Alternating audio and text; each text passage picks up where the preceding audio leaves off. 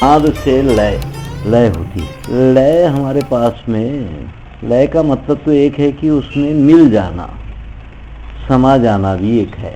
आवाज़ सुने और आवाज़ के अनुसार अपने शरीर को उसमें मिला लेना, लय हो जाना है, मिल जाना है। तो उस हिसाब से अपने पास में बहुत लोक नृत्य बने हैं। तो हमारे पास लोक नृत्य और शास्त्रीय नृत्य, ये दो है। लोक कला, शास्त्रीय कला। लोक कला में और शास्त्रीय कला में क्या फर्क है? जानपद कला, शास्त्रीय कला प्रकृति पर आधारित है। लोक कला जितनी है, आसपास के पशु पक्षी, झाड़ पेड़ पौधे, जल, ये सारी चीजों पर आधारित होता है। जैसे गुजरात का रास है दांडिया, वो एक हिरन पर आधारित है। जैसे हिरन चौकड़ियां मार के चलता है, वो उस पर आधारित है। डांग के आदिवासियों का नृत्य पानी पर आधारित है। जैसे लहरें चलती है, या इधर के जो है आदिवासी विशाखापट्टनम के आसपास के, तो उनका नृत्य पानी पर आधारित है। जैसे पानी चलता है, लहरें उसकी, उस हिसाब से लोगों का चलना हो। यहाँ का कोलाटम घोड़े पर आधारित है। जैसा मस्त घोड़ा चलता है, ऐसा ही यहाँ कोलाटम चलता है। यहाँ के आदिवासियों का नृत्य, घुसाड़ी नृत्य, मोर पर आधारित है। जैसे मोर अपने पंख फैला के एक कंपन पैदा करता है, तो इनके पूरे नृत्य में वो कंपन रहता है। मोर के पंखों की टोपी लगाते हैं और वो कंपन रहता है। भद्राचलम का भी एक अपना नृत्य है, वो सिंग लगा करके नाचते हैं। तो जैसे एक पशु या पक्षी पुरुष स्त्री को जैसे अपने आप में प्रभावित करना चाहता है, तो ऐसा उसमें बहुत कुछ दिखाई देता है कि अपनी सामर्थ्य बताना है या अपने ओर आकर्षित करना है, रिझाना जिसको बोलते हैं, उस तरह से उसमें सब कुछ चलता है, रिझाने के जैसा। तो इस तरह से हमारे जितने भी ये नृत्य है, पशु पक्षियों के कुछ लक्षण लेकर के उस पर आधारित है। मगर लोक कला और शास्त्रीय कला में फर्क क्या है? ये तो खैर उनकी शैली है, मगर क्या फर्क है? मूलभूत फर्क क्या है? लोक कला समाज की सामाजिकता का प्रतीक है। जिस दिन समाज टूटता है, लोक कलाएं खत्म होती है।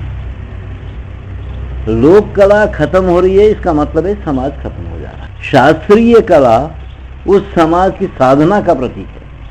शास्त्रीय कला, लोक कला जो है सामाजिकता का प्रतीक है, और शास्त्रीय कलाएं उस समाज की साधना का प्रतीक है कि ये समाज अपनी कितनी साधना किया है हर विषय में। दोनों में फर्क ये है कि शास्त्रीय नृत्य प्रदर्शन के लिए होता है। शास्त्रीय नृत्य या शास्त्रीय जितनी भी है, वो प्रदर्शन के लिए है। मगर लोक जो विद्या है, लोक जो नृत्य है, लोक संगीत है, ये प्रदर्शन के लिए नहीं है। उसमें शास्त्रीय नृत्यों में, शास्त्रीय नाटकों में प्रजा को पीठ बताना दोष माना जाता है। वो पीछे भी जाएगा तो पलट के नहीं जाएगा, पीछे पीछे हट करके जाता है। उसका मुंह ही प्रजा के सामने रहता है, वो अपने हाव भाव से प्रदर्शित करता है सब कुछ। मगर शास्त्र लोक कला में पीठ प्रजा की तरफ रहती है, वो गोलाई में चलता है, पीठ प्रजा की तरफ है। इसका मतलब यह है कि उसको प्रजा से कोई मतलब नहीं है।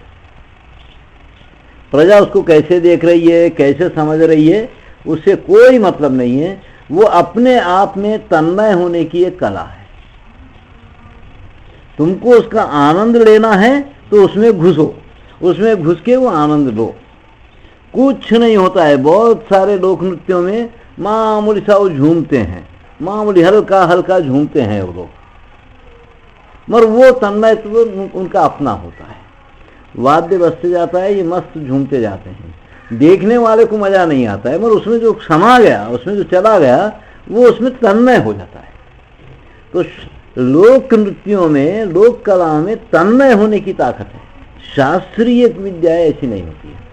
उसमें तन्मय नहीं होता है आदमी। उसमें उसका पूरा ध्यान पंडितों की तरफ रहता है कि देखने वाले जानकार लोग मेरे को कैसा देख रहे हैं, वो मेरे को पसंद कर रहे हैं या नहीं कर रहे हैं। इसका पूरा ध्यान शास्त्रीय गायक हों दो, शास्त्रीय नृत्य करने वाले हों दो, शास्त्रीय नाटक करने वाले हों दो, उसका ध्यान आम प्रजा की तरफ नहीं रहता है। वो तो ये देखता है कि ये लोग मेरे को, विद्वान लोग मेरे को कैसे समझ रहे हैं, कैसे देख रहे हैं, और उनका सर हिल रहा है तो ये खुश होता है। उस पर आधारित वो लोगों के विद्वान पंडितों की तरफ इसका ध्यान होता है, समाज की ओर नहीं। लोक कला में पंडितों से, समाज से इसको कोई मतलब नहीं रहता है। वो अपने आप में तन्मय होता है, मस्ती में नाचता है, उसको किसी से कोई लेना देना नहीं है। इसलिए उसकी पीठ प्रजा की तरफ होती है हमेशा, और वो अपने आप में तन्मय होते हैं। ऐसे लोक नृत्य बहुत है, एक एक इलाके में बहुत है। अब यहाँ आदिलाबाद में ही जैसे कोलाटम अपना है एक नृत्य, उसके बाद गोलब हामल आटा, वो भी कोला लेके खेलते हैं, डांडिया लेकर के, कुंटिकाल आटा भी बोलते हैं, गोलब हामल आटा भी बोलते हैं।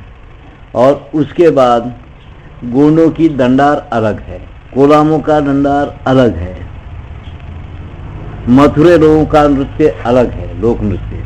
वो एक हाथ में कपड़ा लेकर के, एक हाथ में कोला लेकर के वो लोग खेलते हैं, वो एकदम अलग है। और उसके बाद घोड़े बना के, इसके बांस वांस के घोड़े बना करके बांसुरी बजाते हुए भी भीड़ लोग नाचते हैं, वो नृत्य अलग है।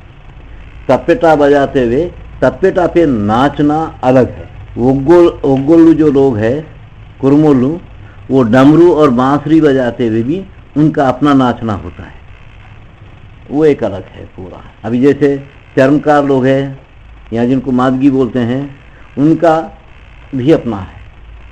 वो जब वाद्य बजाते हैं तो वो एक अलग तरह का उनका अपना नाचना होता है। इस इलाके में एक अलाव खेला जाता है मुहर्रम के समय, वो अलाव अपना है, उसमें भी लोग खूब तन्मय होते। एक कजरी नृत्य था जिसमें मटकों में, छोटे छोटे मटकों में घुंघरू बांधते थे, घुंघरू बांध करके उसको बजाते हुए ये लोग नाचते थे, वो भी एक नृत्य था, लोक नृत्य।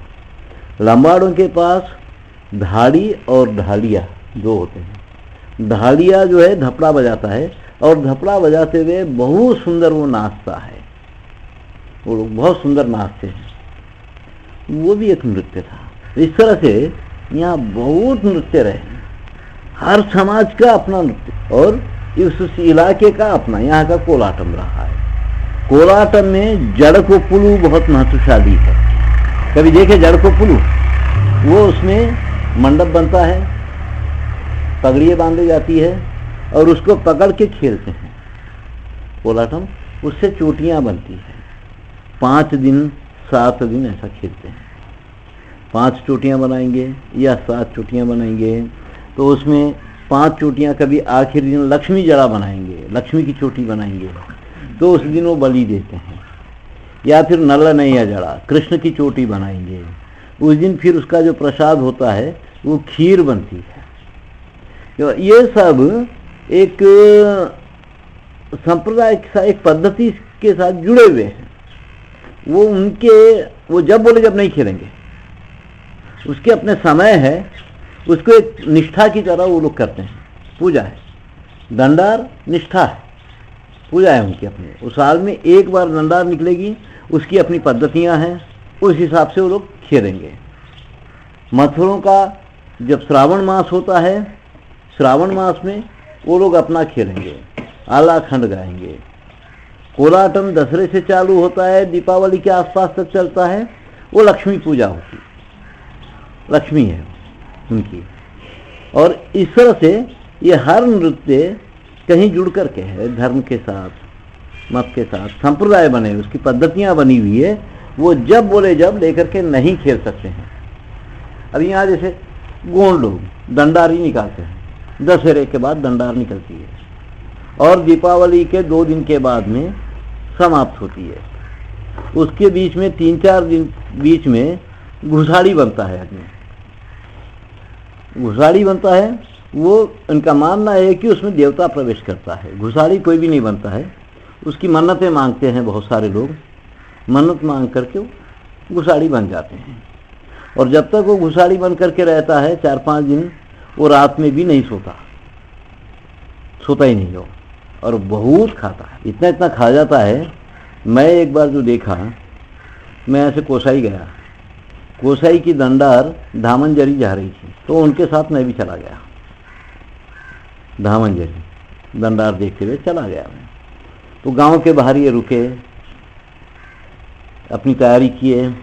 गांव में प्रवेश करते समय उस गांव के लोग बड़े पद्धति से पैर धो करके सब करके स्वागत करें और ले जा करके ऐसे बिठाते हैं, कुछ कपड़ा वपड़ा बिछा करके बिठा देते हैं। तो उस दिन जो चल के आए हैं उनको नाचने नहीं देते, उस गांव के लोग नाचते। रात में जब खाना खाने बैठे तो वो जो घुसाड़ी था उसके लिए एक परात में ऐसे खाना भरा हुआ था, वो पूरा खाना खा गया परात में भर के। और फिर हम लोग जो सब बैठ के खा रहे थे, हमारे साथ बैठ के भी खा गया। हाँ, हमारी पत्तलों में बैठ के भी वो खा गया पूरा, इतना खाना वो हजम कर जाता है, ये मानते हैं। तो उसमें अब जैसे मोर के पंखों की आजकल बहुत बड़ी बड़ी टोपी बन रही है। पहले 40-50 साल पहले इतनी बड़ी टोपियां नहीं थी यहाँ पे। यहाँ उस समय पे हिरन के बच्चे का चमड़ा निकाल करके उससे कुल्ला जैसा बना करके उसमें कुछ मोर के पंख लगाते थे, मोर के पंख लगाते थे उसमें, और वो हिरन का चमड़े से बनाते थे। तो फिर आखिर दिन उसको छोड़ दिया जाता था। ये मोर के पंख इतने बड़ी बड़ी टोपियां बाद में चालू हुई। उसके पहले कुछ बांस के बने हुए होते थे, काफी सुंदर बांस के बने, उसको बड़ा अच्छा हिलाते हुए नाचते थे वो लोग। मतलब उसमें मुखोटा होता है, उसको कोड़ाल बोलते हैं, वो लकड़ी का बना होता है। कौन सी लकड़ी से बनाते हो? वो जो है पलाश की लकड़ी से बनाते हैं कोड़ाल। मगर वो बनाते समय कैसा बनाते हैं, कहीं से भी कोई लकड़ी लाके नहीं बना लेते हैं। जब हम लोग गिन्नेधरी के इलाके में घूम रहे थे तो वहाँ के लोग ये जो बात बताए उस इलाके में, तो जैसे कोई आदमी मर जाने के बाद में यहाँ के आदिवासियों में 2 पद्धतियाँ हैं, एक तो गाड़ना है, दूसरा जलाना है। जलाने में काफ़ी खर्चा आता है। जलाने के समय पे ये लोग रात तमाम नृत्य करते हैं उसके चारों तरफ। तो जब उसकी चिता बना करके उसको जलाते हैं तो उसमें एक पलाश की लकड़ी भी डाल देते हैं, उसको जलने देते हैं।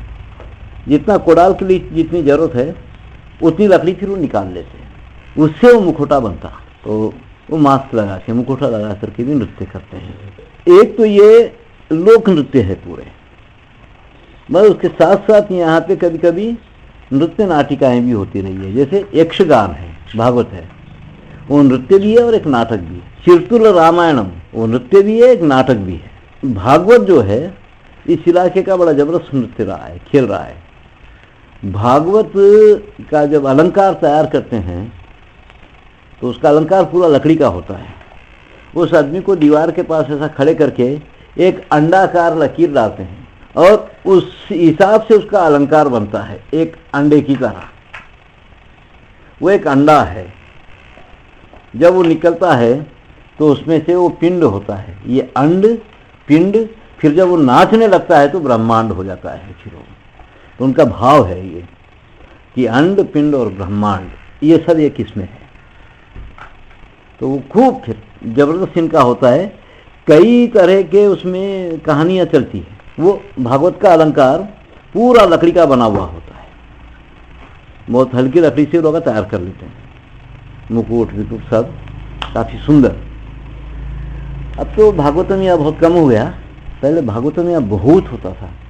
2 तरह का भागवतम, एक रात भर चलता था, दूसरा दिन में चलता था भागवतम, पगटी भागवतम। ये करने वाले लोग अलग थे, वो करने वाले लोग भी अलग थे।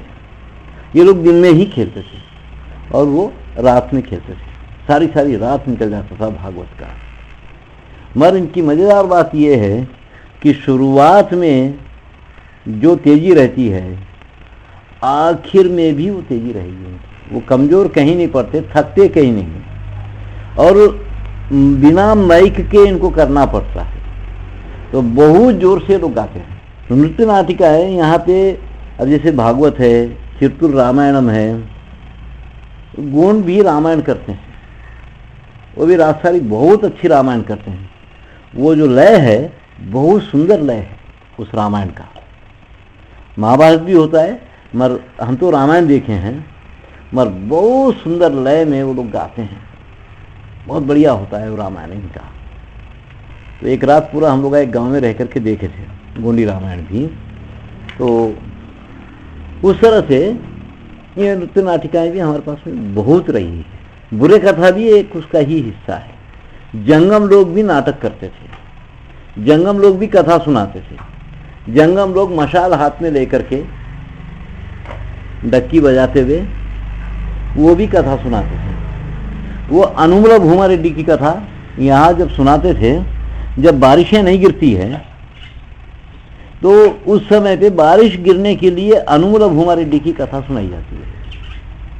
5 दिन वो कथा गाते हैं। तो वो कथा में ये है कि सारी दुनिया में सबसे पहला खेती करने वाला भूमा रेड्डी रहा। पहली बार खेती वो किया, जमीन को नागर बना करके, शेरों को बांध के, सांप का पग्गम बना के वो नागर किया।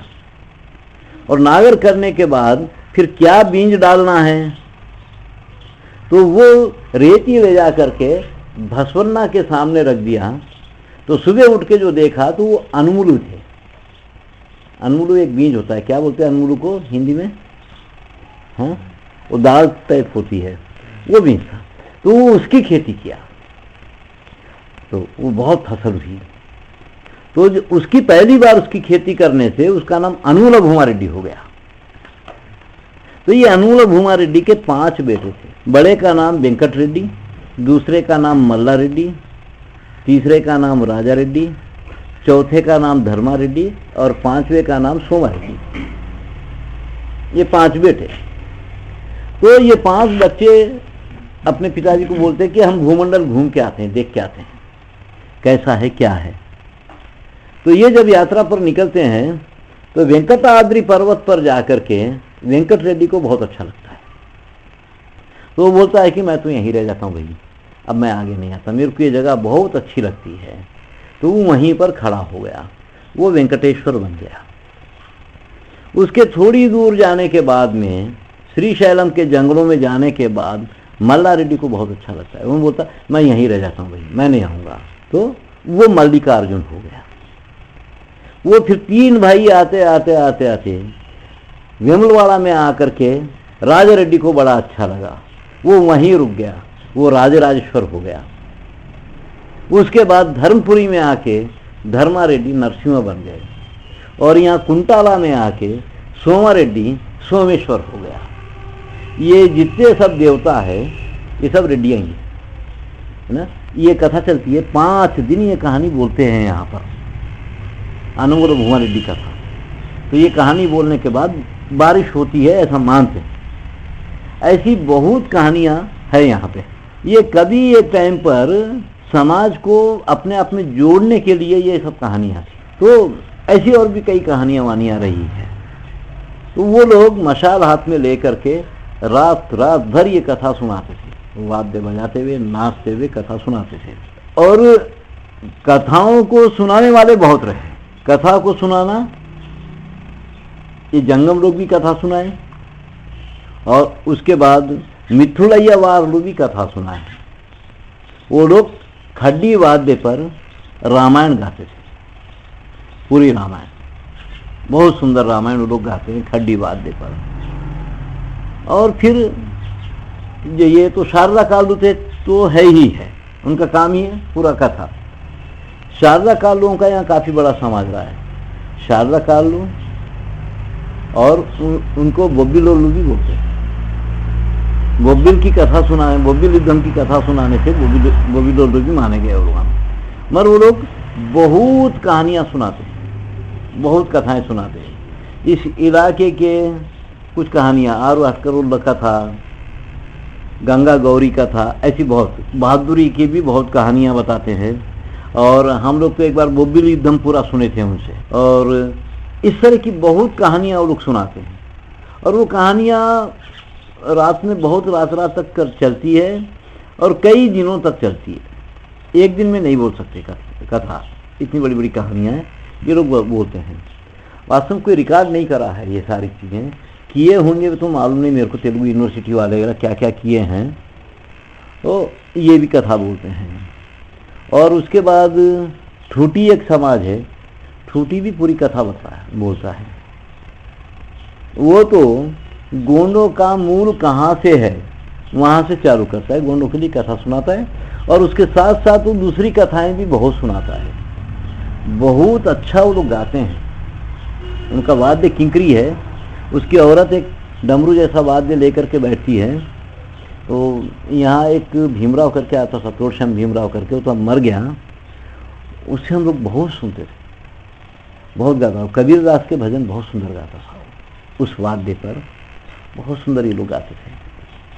तो ये इस तरह की कथा बोलने वाले लोग भी अलग रहे हैं, और जंगम लोगों की अपने ढंग रहे हैं। कथा बोलना तेलियों का जो रहता है, मांगने वाला डाकोर जिसको बोलते हैं, वो पूरा अपना श्रृंगार कौड़ी से बनाता है। गवड़ वो शनि महाराज के भक्त समझो, वो लोग तेल लेते हैं, उसका पूरा श्रृंगार कौड़ियों से बनता है। वो सब धारण करके वो लोग खेल बताते हैं। एक आदमी यहाँ खड़ा हो जाता, दूसरा दूर खड़ा हो जाता है। अब जैसे तुम आएंगे, एक 5 रुपया देंगे और मेरा नाम बोलने लगाओ करके बोलेंगे उसके कान में, मेरा ये नाम है, तो ये उसको इशारे करेगा, तो वो वहां से इसका नाम बोलता है ना, यहाँ से इसका नाम बोलता है। तो वो इशारों की भाषा वो लोगों को आती। कठिन से कठिन शब्द। हम एक गांव में थे, अब वो इतना अप्रज्ञानी करके उसको बोला है ना, अब ऐसा ये नाम, तो ये इशारे किया, वो बोलता वहां से अप्रज्ञानी करके। वो उनकी वो विद्या रही है पूरी। वो आएंगे, 1 रुपया देंगे, मेरा नाम बोलने लगाओ, वो इशारे करेगा, वाद्य बजते रहता है, नाचते रहता है, नाचते नाचते इशारे करता है, आगे वाला फिर वो नाम बोलता है। ऐसा वो संकेत के हिसाब से नाम वाम बोलते रहता है। और तेलियों का, और उसके साथ बहरूपिये यहाँ रहे हैं। बहरूपिये 2 तरह के रहे हैं। एक बहरूपिया तो बंदूक लेकर के वो गाता है, खंजरी के ऊपर में गाता है। एक बहरूपिया पुलिस का ड्रेस पहन लेता, कई बार बंदूक हाथ में लेकर के, पिट्टल दोरा भी बोलते हैं उसको। दूसरा बहरूपिया कई तरह के रूप लेता है, एक दिन कुछ बन जाएगा, एक दिन कुछ बन जाएगा, एक दिन वेताल बन के घूमेगा गांव में, कभी शिव बन जाएगा, कभी अर्धनारीश्वर बन जाएगा।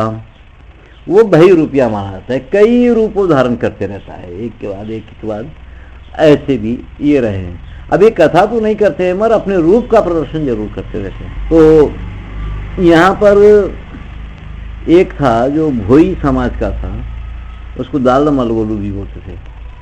वो मस्त यहाँ जैसे मुहर्रम की सवारियाँ होती है ना, बहुत शाल वाल बांध के, बड़ा अच्छा उसका एक वाद्य था, छोटा सा एक ढप था, उसमें ही एक तारा था। तो वो इस उंगली में काड़ी बांध के एक तारा भी बजाता था और ढप भी बजाता था और नाचता था, बड़ा सुंदर नाचता था वो, मौलाली करके। वो 5 दिन मुहर्रम की कथा सुनाता था। ये सब काफ़ी इस इलाके में रहे हैं ऐसे लोग ना। मैं इनके साथ साथ में और भी दूसरे बहुत लोग रहे हैं, ज्योतिष बताने वाले लोग, कोई लोग, या शकुन विद्या बताने वाले लोग। शकुन विद्या कौन, तोता लेकर के जो बैठते हैं वो शकुन विद्या मानी जाती है। तोते से जातकम बताना और मुंह देख करके भी बोलना। तो यहाँ पे कई बार येलगंदला की ओर से काफ़ी लोग आते थे। करीमनगर के पास येलगंदला कोई गांव है, वहाँ उनका मठ है, वहाँ से कुछ आते थे। तो कई बार ये जानकारी लेने की कोशिश करे कि तुमको ये ज्योतिष विद्या कैसे आ जाती है। ज्योतिष विद्या तो यरका औरतें भी बोलती है, यरका औरतें भी काफ़ी अच्छा ज्योतिष बताती रही है। तो उसमें ही कोया ये समाज के लोगों जब बात की है तो ये बोलते हैं कि हमारे पास बच्चा पैदा होने के बाद, एक उम्र के बाद जब उसको ये विद्या सिखाने का समय आता है, तो कई जड़ी बूटियों के रस में 9 दिन तक उसको रखा जाता है। जड़ी बूटियों का पूरा एक रस तैयार करके उसके अंदर इसको बैठा के रखते हैं गले तक, तो सहज ही उसको ये ज्योतिष विद्या प्राप्त हो। तो अब ये रस क्रिया के लिए कोई भी तैयार नहीं हो रहा है उन्हें, लेकिन वो एक पूरी विद्या है। तो उससे उसको अपने आप ज्योतिष का ज्ञान हो जाता है और बहुत बढ़िया वो ज्योतिष बताते थे भविष्य। मगर उसके लिए उनकी साधना रहती थी कि इतना समय इस रसों में डूबना है, इतना समय ऐसे करना है। और उनके गुरु कई बार इनको साधना करवाते थे, ताड़ के पत्रों पर बहुत सारे चिन्ह सिंबल सब बना करके इनके पास देते थे, ग्रंथ रहता था वो उनका। तो ये सब उससे वो लोग ज्योतिष विद्या भी बताते थे, घूमते भी थे। और उसके साथ साथ में गोसाई लोग होते हैं। अब गोसाई नाम से ही पता चलता है कि ये गायों के स्वामी। तो ये गोसाइयों के बहुत बड़े बड़े समाज थे। तो गोसाई लोगों के पास में जो गाय होती थी, बहुत रेयर वैरायटी की गायें इनके पास रहती थी, जैसे 5 पैर वाली, 1 सींग वाली, 5 थन वाली, अलग अलग नमूने के जानवर इनके पास रहते थे। कहीं हो जाता तो ये लोग लेकर के चले जाते थे और इनके पास पोषण कर। कहीं 6 पैर वाली गाय है, तो इस तरह के पशुओं का, गायों का ये लोग पोषण करते थे, जिसकी वजह से लोग गोसाई माने जाते थे और उसको लेकर के लोग निकलते थे। इनके पास में बहुत जाति की गायें रहती थी और वो उसको संभालते थे, उसको नाश नहीं होने देते थे वो गायों को। इसे संभाल के रखने की वजह से गोसाई कह रहे थे। बहुत तरह तरह की जानवर इनके पास में, गाय ही सिर्फ भांति भांति की गाय इनके पास में हमको देखने में आई है। 1 सींग वाली गाय या अलग अलग सींग की जो गायें हैं वो सब इनके पास में रहती थी और उसका ये पोषण करते थे और उनको लेकर के बाहर भी निकलते थे इकट्ठा करने के लिए। तो ये इनके पहले जो गांव थे, पहले गोसाइयों के बड़े बड़े गांव थे। कभी एक बार गोसाइयों से बात करते समय पे वो बताया कि कर्नाटक में हमारे गांव है। हम बोले कि भाई तुम लोग तो सब बाहर रहते हैं, तो फिर गांव में सबका कैसे चलता है? गांव में कौन है? गांव में बुड्ढे हैं, कुछ बुढ़ियां हैं, औरतां हैं, गांव में रहते हैं, तो उनका फिर कैसे चलता है? तो उस समाज में कैसा था उनके गांव में? उन्होंने बोले कि 300-300 घर का हमारे पास में एक एक गांव है, 3 गांव ऐसे है। तो रोज वहाँ कैसी पद्धति है कि हर एक के घर में बर्तन भांडा नहीं है, पूरे गांव का सामूहिक बर्तन भांडा है। रोज एक घर वाला पूरे गांव को खाना खिलाना है और ये देश भर घूम करके जो इकट्ठा होता है, जाकर के एक दिन सबको खाना खिला करके फिर ये निकल जाता है। तो रोज एक के घर में भोजन होता है, सबको रोज अपना खाना पकाने की चिंता ही नहीं है। सुबह आज उसके घर पे हुआ है, कल उसके घर पे होगा, सुबह की चाय से लेकर के रात का भोजन तक उसके घर पे। चलो, इस तरह से पूरे उनके गांव की व्यवस्था है। ये भी एक अर्थव्यवस्था है, ये बड़ी जबरदस्त अर्थव्यवस्था है। किसी को चिंता ही नहीं नमक मिर्ची इकट्ठा करके रखने की। साल में एक दिन नंबर आएगा, कूद कूद के खिलाएंगा वो। रोज की तो चिंता नहीं है उसको, साल में एक बार खिलाना है, मस्ती से खिलाता। रोज दावत उनकी, रोज ही दावत थी। ये भी एक अर्थव्यवस्था है अपनी, ऐसा भी चला है।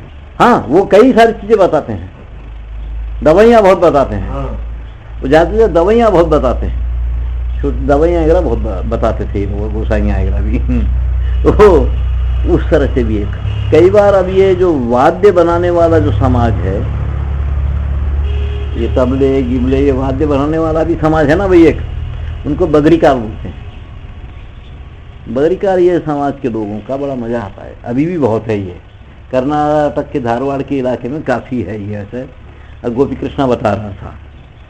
तो ये बगरीकार लोगों का क्या है कि इनके अपने कुछ कुछ एक ग्रुप रहता है, ये जाएंगे, जा कर के साइकिलों पे उस पे गांव घूम करके वाद्य बनाएंगे। वाद्य बना करके शाम में जब लौटते हैं तो जिसके पास जो 30 रुपये कमाया, जो 300 रुपये कमाया, सब एक जगह कुप्पा करना है। सब एक जगह ढेर करने के बाद परिवार के हिसाब से सबको सामान बांटा जाता है। सब एक ही रोज के हर परिवार की कमाई समान होती है। ये भी एक अर्थव्यवस्था है। रोज सामान बंटवा। अभी भी उनका ऐसे चलता है। गोपी कृष्णा क्या किया था, इनके लोगों को ट्रेनिंग देके एक दुकान खोलवा दिया था। एक दुकान खोल दी तो गड़बड़ हो गई इनके समाज में। कैसा? तो फिर यहाँ आया था गोपी कृष्णा, मेरे को बोला गुरुजी ऐसा हो गया है। तो मैं बोला कि एक काम करो, वो दुकान उनके समाज की डिक्लेयर कर दो, वो लोग अपने हिसाब किताब से जमा लेंगे उसको। ये गया, फिर वो दुकान उनके समाज की कर दिया। मैं बोला ये अगर तुम इस तरह का काम करोगे तो बहुत सुंदर एक अर्थव्यवस्था नाश होती है। उस अर्थव्यवस्था को रख के अगर उसको तरक्की करना है तो ये दुकान उनके समाज की कर डालो ना। वो लोग तय कर लेंगे कि कौन कब बैठेगा, मटेरियल कैसे आएगा, पर ये सारा जो होता है वो चलेगा उनका। तो ये बगरीकारों का समाज है। तो इस तरह का बहुत सारे समाजों की अपनी अपनी अर्थव्यवस्थाएं हैं। ऐसी सारी चीज़ों पे काम करना है किसी को, इसका रिकॉर्डिंग कर लेना है, इसको लिपिबद्ध कर लेना है, इसको रख लेना है। ये बहुत अर्थव्यवस्थाएं ऐसी अपने पास में। सुबह में मैं यहाँ कई जातियों का बताया, उनका आपस में सब कुछ कैसे चलता है। और ये जो फिरंतु जातियाँ हैं जो फिर करके जो काम करती है, इनकी अपनी अपनी अर्थव्यवस्थाएं हैं पूरी। वो इस तरह से भी करते हैं। गोसाई है, बगरीकार है, ये वाद्य बनाने वाले, ये सब पूरे। तो उसमें ये बहरूपीय, ये जितने भी ये इस तरह के लोग, ये नृत्य नाटिकाएँ करने वाले, ये सारे लोग हैं, ये भी सब घूमते रहते हैं, एक जगह नहीं टिकते। इनके भी हर गांव में दिन, सुबह जैसा मैं बता रहा था कि बुड़बुकलोड़ू 4 बजे उठ करके डमरू बजाते हुए निकलता है। तो उसका कैसे चलना? वो तो खाली डमरू बजा के हो जाएगा क्या उसका? तो ये लोगों के अपने टाइमिंग है उस समाज के कि एक गांव में कितने दिन ये रहना है। वो रहेगा, दूसरा जाएगा, आएगा, ये चला जाएगा वहां से। एक ही आदमी जिंदगी भर वहां लटक के नहीं रहना है, दूसरा आ जाएगा। तो ये जिस दिन निकलता है तो उस दिन गांव भर में पूरा घूम के अपने लिए इकट्ठा कर लेता है। इकट्ठा करके आगे चला जाएगा, दूसरा फिर यहाँ रहेगा। थोड़ी बहुत दूसरे की व्यवस्था करके वो चलते बनता है, तो दूसरा फिर यहाँ रह करके वो काम करेगा। ये सब घूमते रहते थे, एक जगह टिकते नहीं थे वहाँ। हाँ, गंगे रोड, वो लोगों का ऐसे ही है। वो बैल लेके आते हैं और वो बैलों को बड़ी अच्छी ट्रेनिंग देते हैं। कैसा ट्रेनिंग देते हैं मैं देखा हूँ। वो बैलों को पैरा बांध के बड़ा अच्छा, उनको कान में उसके एक बात बोलेंगे, उसका सर हिलाएंगे, फिर एक बार बोलेंगे, फिर सर हिलाएंगे। उसको इतने बार बोल बोल के कि ये बात सुनते ही वो सर हिलाना। इस तरह की ट्रेनिंग देते हैं। यहाँ हमारे गिरीश प्रभुणे जी है, वो ये फिरंतु जातियों के लिए काम कर रहे हैं। तो बात ये है कि मेरा बोलना उनको कि इनको पढ़ाना क्या है, इनकी जो विद्याएं है वो अपने आप में एक बहुत बड़ी पढ़ाई है। अगर तुम ये पढ़ाई पढ़ाएंगे तो उसकी संतान ये बैल को तो लेके नहीं निकलेगी। वो काहे के लिए निकलेगा? वो बैठ जाएगा, वो अपना कहीं भी कुछ भी करना चालू करेगा, मगर इसको लेकर के नहीं निकलेगा। तो ये जो विद्या है, कम से कम या तो आप रिकॉर्ड कर लो पद्धति से, ये कैसे बैलों को सिखाया जाता है। आदमी को सिखाना मुश्किल है, बैलों को सिखाता है बताओ। मामूली माटा ना। बंदर को सिखाना है या बैल को सिखाना, या आदमी नहीं सीख पा रहे हैं, बैल कैसा सीखेगा? मगर सिखाते हैं। देखो गंगे दुर्गो का अपना काफ़ी एक मान है कई जगह पे। यहाँ बहुत ज़्यादा नहीं है, करीमनगर एगरा में काफ़ी मान है।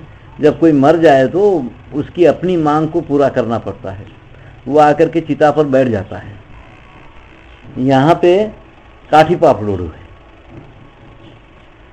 यहाँ काठी पापलोड़ू एक होता है जो मसान घाट में जाकर के चिता पर बैठ जाता है, उसकी अपनी एक मांग होती है। ये है यहाँ पर। इस तरह के पूरे जो जितने भी लोक नृत्य है, लोक कलाएं हैं, नृत्य भाई। उसके आकार को देख के, उसके भेष को देख के, इतना बड़ा किरीटम बेटी, बुड़गा हाथ में लेकर के, झुब्बा पहन के, दाढ़ी वाड़ी बालों से, ये तब बूझ को नहीं, भंडारा बूझ को नहीं, सिर तो पाम लपेट के, सांप लपेट के वो जब निकलता है तो उसको देख के डरेंगे नहीं तो क्या? मस्त निकलता है वो काठी पापलोड़ में। पाम जुटको नहीं, पाम बटको नहीं, बुड़गा बटको नहीं, घंटा पकड़ करके सांप हाथ में लेकर के वो निकलता था। हाँ, और बहुत आवाजें करता था और वो बहुत विद्या बताता था। खेल, मुंह में से इतने बड़े बड़े गोले निकालता था पत्थर के, ये कौड़ी को 100 कौड़ी बना देता था मुंह में घुमाते हुए। वो इस तरह के बहुत खेल बताता था। हम लोग एक बार देखे थे, लेकिन हम पूछे कि ये सब क्या है, उन्होंने कुछ नहीं है गुरुजी, ये हाथ की सफाई है और कुछ नहीं है। क्या इतने बड़े पत्थर पेट में से निकाल तो मैं जीता क्या? मैं मरता, मैं आदमी नहीं हूँ। हाँ है ना, ये सब तो हाथ की सफाई है। बोले हम लोग करते हैं। वो बताया भी हमको कि क्या कैसे होता है, क्या कैसे होता है। वो काठी पाप लो, मगर वो बहुत सुंदर उसका खेल होता है। अभी 1 या 2 लोग रह गए हैं, अब उनकी संतान ये काम नहीं कर रही है। 1 या 2 लोग बच गए हैं। कई बार होता है कि कुछ साधन होते हैं, इनकी विद्या का रिकॉर्ड कर लिया जाए, सारा खेल का इनका रिकॉर्डिंग कर लेना चाहिए। ये डॉक्यूमेंटेशन, ये सारी चीज़ों का डॉक्यूमेंटेशन ही होना है। अभी भी जो आखिरी अवस्था में जी रहे हैं, इनका कर लेना चाहिए। और ये सब कहीं ना कहीं अपने समाज में इनको व्यवस्थित किया गया था। ये भिकमंगे नहीं थे, इनको व्यवस्थित किया गया था। ये सारी चीज़ों की हमको जरूरत है कहीं ना कहीं। तो इस तरह से पूरा ये हमारे पास में नृत्य नाटिकाएँ, कथाएँ, ये सब चलती थी। और ऐसे बहुत समाज जो ये सारी चीज़ें करते रहे। कई बार मेलों में ये लोग काफ़ी प्रदर्शन करते हैं। मेले वगैरह जब होते हैं तो उसमें मेलों में काफ़ी प्रदर्शन करते हैं। और घरों में तो खैर होता ही है इनका, कभी ना कभी आना जाना होता है। वो जो जाति पुराण बोलने वाले अलग है, ये सब अलग है। ये मनोरंजन करते हैं एक तरह से, बहुत लोगों को जानकारी बहुत देते हैं, लोक शिक्षक की तरह ये लोग होते हैं पूरे। ये पहले जमाने में लाइब्रेरी कोई नहीं जाता था, लाइब्रेरी लोगों के पास जाती थी। बैठी जगह उनको ये सब सुनाते थे, ये बहुत बड़ा ज्ञान मिलता था। काम करते हुए अपनी जगह, बैठी जगह ये सब सुनते थे। और ये सब एक लाइब्रेरी थे, एक पुस्तकालय की तरह थे ये लोग। ये खुद जा करके सुना ले, इनके पास किसी को जाना नहीं पड़ता था, लाइब्रेरी कोई नहीं जाता था, लाइब्रेरी लोगों के पास जाती थी। शास्त्रीय कलाएं अलग है। शास्त्रीय कलाओं की साधना होती है, खूब साधना करना पड़ता है। संगीत में शास्त्रीय बहुत कला है, संगीत में शास्त्रीय नृत्य है, मगर उसके पीछे साधना होती है, भयंकर साधना करना पड़ता है लोगों को। और इसलिए मैं बोलता हूँ कि शास्त्रीय कलाएं समाज की साधना का प्रतीक है कि एक एक गांव में कितने शास्त्र बने हैं।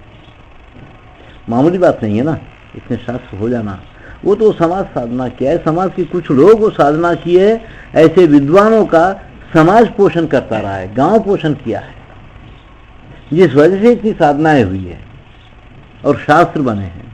तो उनकी अपनी व्यवस्थाएं थी।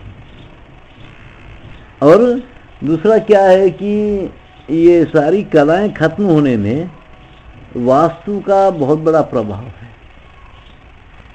आर्किटेक्चर का, घरों के डिजाइनिंग का बहुत बड़ा प्रभाव है ये सारी चीज खत्म होने में, खत्म करने में।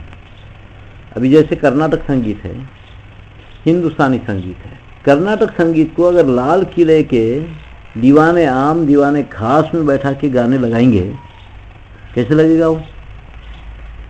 हाँ? या हिंदुस्तानी संगीत को वाले को यहाँ अगर लेपाक्षी के देवालय, यहाँ के मदुराई के देवालय में बैठ के गाने लगाएंगे तो कैसे लगेगा वो ठीक नहीं लगता है। क्योंकि यहाँ के जो पिल्लर बने हुए हैं बहुत कटावदार होते हैं। वहाँ का जो पिल्लर है वो सुराही की तरह चला जाता है, उसमें भी होता है कटाव, मगर एक कटाव यहाँ होगा, बहुत लंबा जाने के बाद फिर एक कटाव होगा। तो उसके मुंह से जो आवाजें निकलती है उस तरह से निकलती है। अब यहाँ इतना सब कटावदार सब होता है तो इसकी जो आवाजें निकलती है उस हिसाब से निकलती है। इसमें बैठ करके अगर उस तरह की आवाजें निकालता है तो बड़ा सुंदर लगता है। तो ये क्योंकि यहाँ के हर सारी चीज में वो कटाव है। यहाँ के देवालय में बहुत कारागिरी होती है उस तरह के कटाव की, सीधा एकदम पिलर नहीं होता है, बहुत कटाव होते हैं, उस हिसाब से वो कंपन आता है। वहां पे एकदम प्लेन जरा ज्यादा जाता है, कटाव होता है उसमें भी, पर प्लेन ज्यादा होता है। उस हिसाब से उसकी आवाज निकलती है।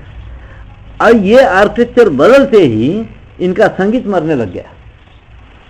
आज ये लोग क्या करें कि सभा हॉल में बैठ के, ऑडिटोरियम में बैठ के गाना है इनको, तो ये उधर इधर कर करा के कोशिश करके ऑडिटोरियम के हिसाब का एक संगीत तैयार कर दिए दोनों भी मिलके। कहीं भी गए उतना गा लेते, बस से 2-3 घंटे का प्रोग्राम हो जाता है, हो गया कि वो ऑडिटोरियम संगीत हो गया। ये संगीत में क्या होता है कि कैसे कि अब हमारे पास में एक लेक्चरर थे, बहुत पहले की बात है, वासुदेव और गोडसे करके एक थे। तो ये सब लोग एक बार एलिफेंटा की गुफाएं देखने गए। बॉम्बे में एलिफेंटा केव्स है ना, उसकी गुफाएं देखने गए।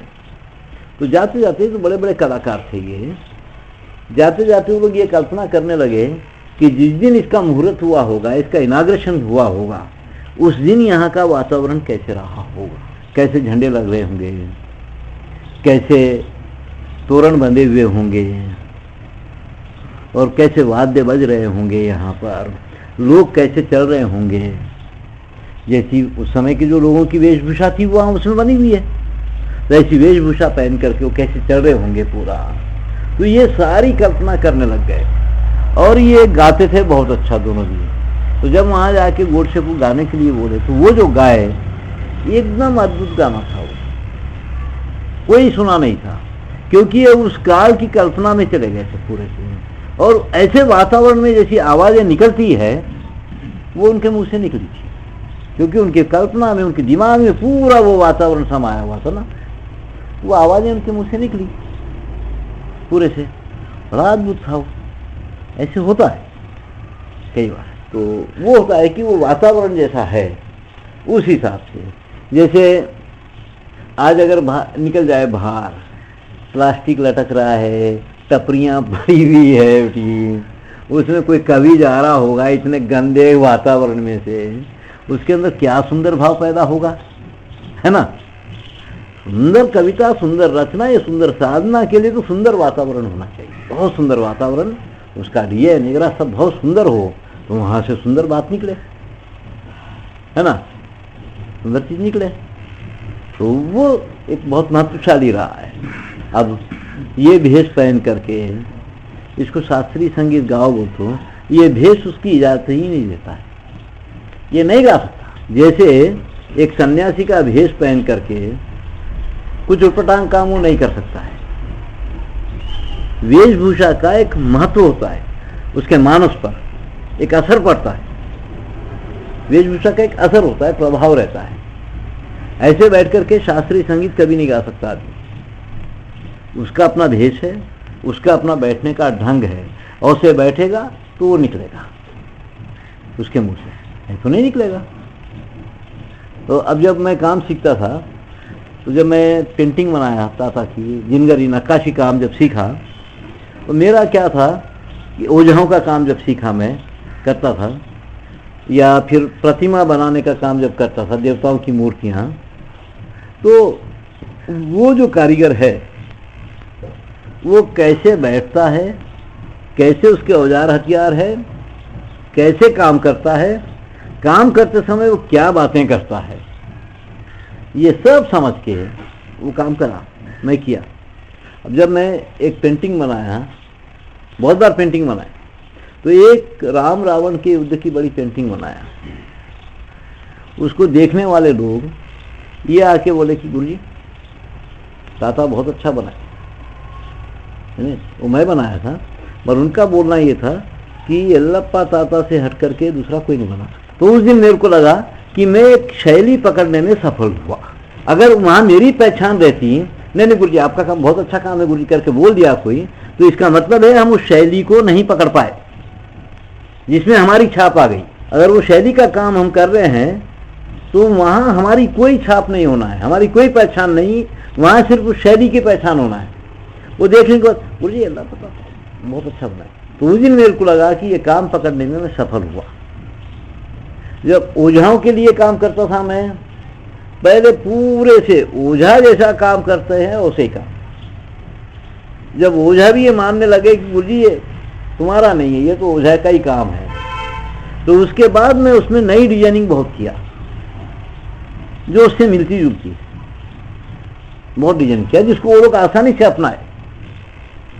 कि उससे अलग हो जाता कुछ तो वो अपनाते नहीं ना, उसको लोग अपना लिए, उनको अपना ही काम लगाओ। और ऐसा काम तो हम कर सकते हैं, वो किए। यहाँ पे दीवारों के ऊपर एक भित्ति चित्र बनता है, जड़लमय सवा।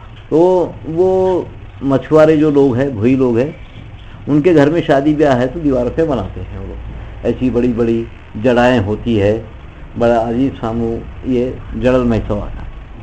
तो वो जड़लमय सवा को देख के एक देवंतोलू वो बनाते हैं। देवंतोलू वो पेंटिंग बनाते हैं। तो देवंतोलू से वो पेंटिंग में सीख के, उनके रंग बनाना एक सीख के एक बार तो पेंटिंग बनाया। उसके बाद उस आधार पे फिर मैं बहुत पेंटिंगा बनाया जो देवंतोलुओं का ही काम लगता था। ऐसा वो एक ही क्यों, उस आधार पे बहुत सारी चीजें बन सकती है ना, वो बनाया। मगर कोई भी चीज सीखने के पहले सीखने वाले को इतना तो करना ही पड़ेगा। मोम का काम ओझा करता है, मोम का काम एक शिल्पी करता है, देवता की प्रतिमा बनाने वाला। ये भी मोम का काम करता है और वो भी मोम का काम करता है, मगर दोनों के बैठने का ढंग, काम करने के औजार दोनों भी अलग है। काम मोम का ही है। ओझा यहाँ पेड़ लगा के उस पर औजार लगा के काम करता है। अब ये शिल्पी पेड़ इस्तेमाल नहीं करता, ये मुंह में औजार लगा के काम करता है। दोनों के बैठने का ढंग अलग है, क्योंकि ये जो प्रतिमा बना रहा है ये पूरा शास्त्रीय है। इसका अपना प्रपोर्शन, प्रमाण, ये सब कुछ है।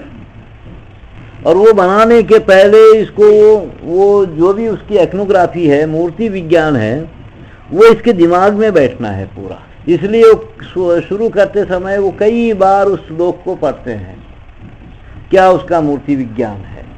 वो याद करने के बाद ये काम चालू करता है। उस ढंग से फिर वो आकार सब चलता है। शिल्प का काम आसान काम नहीं है। दुनिया में एक काम ऐसा है, शिल्प विद्या सदा श्रेष्ठा सर्वदा आनंददायिका।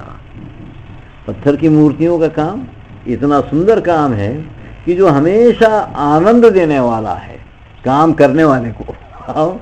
ये ऐसा माना जाता है सारी विद्याओं में, क्योंकि सारे कामों में चीज को, मेटीरियल को लगाया जाता है और इसमें निकाला जाता है। इसमें निकाला जाता है, रोज रोज जैसे निकालता है इसको आनंद आता है। सारे और दूसरे काम बड़े अलग अलग काम है। पूरा मेटल कास्टिंग का अपना एक ढंग का काम है, वो टेक्निक पूरी अलग है। मेटल कास्टिंग की बहुत टेक्निका है हिंदुस्तान में, बहुत तरह की टेक्निक है मेटल कास्टिंग की। ओझाओं का ढलाई का काम अलग है, शिल्पियों के ढलाई का काम अलग है, बनारस की ढलाई का काम अलग है, और उसके बाद नेपाल की कास्टिंग अलग है। उसके बाद ये जो सड़क के ऊपर बैठ करके मेटल कास्टिंग करते, देखो रेती में दबा के सैंड कास्टिंग करते हैं, ये अलग अलग है।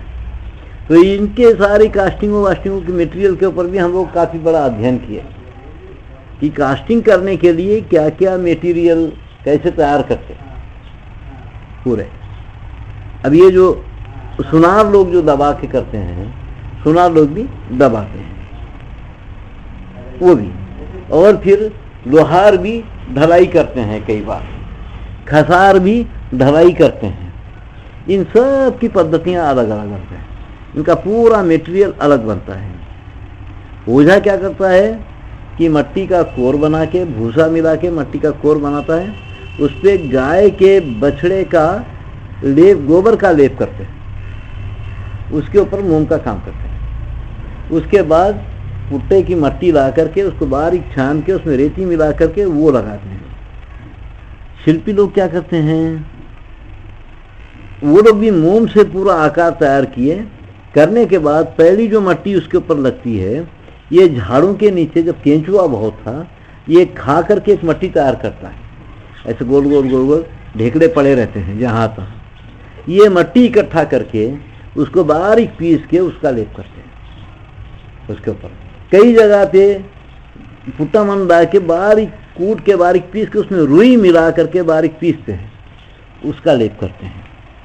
ऐसा सैंड कास्टिंग के लिए क्या करते हैं कि ये नल्लर यागड़ी काली मट्टी जो है उसको ला करके धोते हैं, कई बार धोने से उसमें से बहुत बारीक एक रेती निकालते हैं।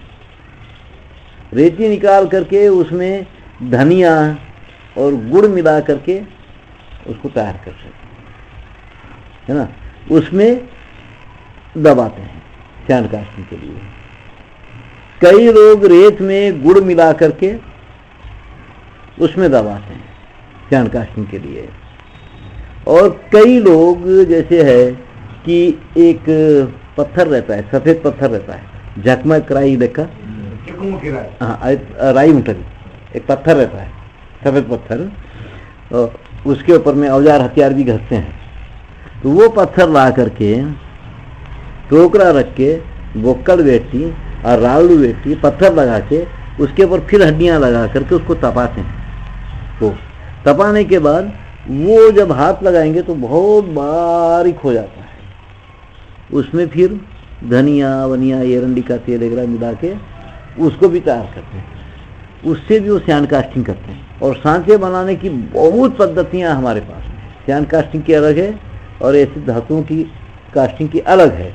रेत में दिए दबा के करना अलग है, ढालना अलग है, ढलाई वलाई करना एक अलग कास्टिंग है। उसके बाद तो सांचे जो बने हैं हमारे पास में, इतने तरह के सांचे कास्टिंगों की, ये सांचे अलग है। गोबर की मूर्तियां बनाने के सांचे अलग है। मट्टी के मूर्तियां बनाने का जो सांचा बनता है वो लाख से तैयार करते थे, लक्कत बनी लाख से तैयार करते थे। कई सांचे लकड़ी से बनते थे। अब जैसे होली के टाइम पे ये बुक्का समाज के लोग जो बनाते थे, हार बनाते थे, मुर्गियां, चिलकलू, तोते बाते हार बनाते थे, बताशा, वो लकड़ी के सांचे रहते थे पूरे। ये शक्कर को पाया उसमें डाल करके वो निकालते थे। शक्कर की बहुत सारी चीजें, गर्जल का भी सांचा रहता है। मोहर्रम में सोंगर रोट्टे बनाते हैं, सोंगर रोट्टे का भी एक सांचा रहता है जिस पे दबा करके बहुत डिजाइनिंग की एक रोटी बनाते हैं, उसको सोंगर रोट्टे बोलते हैं। तो इस तरह के बहुत सांचे अपने पास में है, तैयार करते हैं। और हर सारी चीज इतनी आसानी से कर लेते हैं कि अपने आसपास में जो भी मटेरियल है उसी से ये सब कुछ तैयार होता है, कहीं और से कुछ लाना नहीं पड़ता है। ये सारी चीजों को आपस में अपने अपने वहाँ तैयार कर लेते रहे। तो ये बहुत है ऐसा। खैर ये तो बहुत और इसको याद आएगा तो बहुत समय के बाद में ये सब बातें कर रहा हूँ, है ना। ये सांचे वहाँ से जो अध्ययन किए थे हम लोग कि कैसे कैसे दबा करके बनाते हैं पूरा, ये काफ़ी एक अध्ययन किए थे हम लोग कि कैसे कैसे होता है पूरा। ये सब कितने तरह के सांचे हैं पूरे, शक्कर से बनने के, रोटियां बनाने की भी सांचे है, मिठाइयाँ बनाने की भी सांचे से ले करके सोने का काम करने तक के पूरे सांचे, बहुत सांचे उसमें पत्थर के बने होते हैं, बहुत मिट्टी के, लाख के और धातु के, पित्तल के, लकड़ी के सांचे। अब जो सूर्य चंद्र लगाते ना नाट्य में, उसके पित्तल के सांचे होते हैं जिसमें दबा करके तैयार करते हैं।